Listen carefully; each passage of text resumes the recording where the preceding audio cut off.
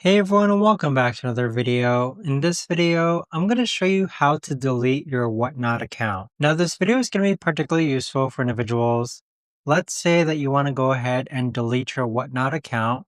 How do you actually go ahead about doing so? Now this video is going to be short, sweet, and simple guys. There's not going to be a lot of steps involved. Now in order to do this, what you're first going to do is log on to Whatnot.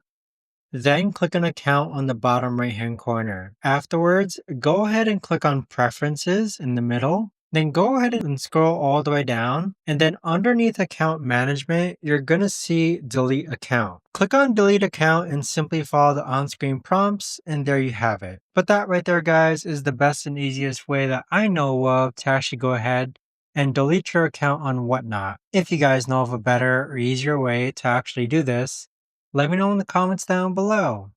I would love to know. Thanks so much for watching everyone, and I'll see you guys all in the next video.